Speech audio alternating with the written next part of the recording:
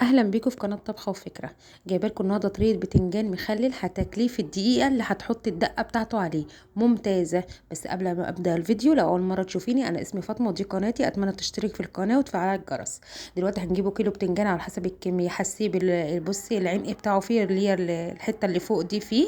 هتغسليه غسله نظيفه وتسيبيه زي ما هو كده. تجيبي حله على النار، تحطي فيها ميه ومعلقه ملح زي ما انت شايفه كده، وتنزلي بالبتنجان. يعني هتسيبيه سليم، ولا تخرميه ولا تعملي، تحطي البتنجانيه بس بعد ما تغسليها في النار زي ما انت شايفه. بصي اتسلقت بصي بالعنق بتاعها كده، بالراس بتاعتها، او حسب ما انت هتفهموا كلامي يعني.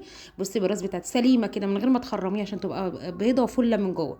نبداوا بقى الخلطه بتاعتنا. قرنين فلفل خضر كبار كده، على قرنين فلفل احمر مدوق عليهم توم، على ملح، على كمون، على شويه زيت، على ليمون، على خل.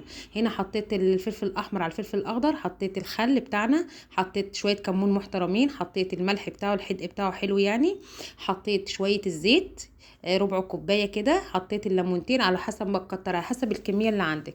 الليمون يعني بيخلي طعمه جميل وفيه لذه كده حلوه مزازه كده، والخل برضو.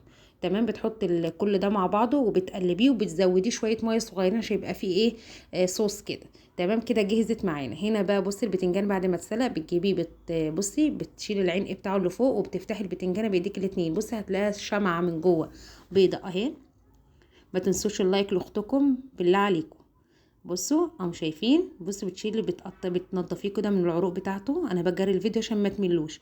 بصي بتفتحي البتنجانيه اتنين من النص اهي لحد ما تخلصي الكميه كلها اللي انت عايزاها، ونجيبوا الدقه بتاعتنا. بصي الدقه هناك اهي، انا ضفت عليها ايه نص كوبايه ميه كده عشان تبقى فيها صوص.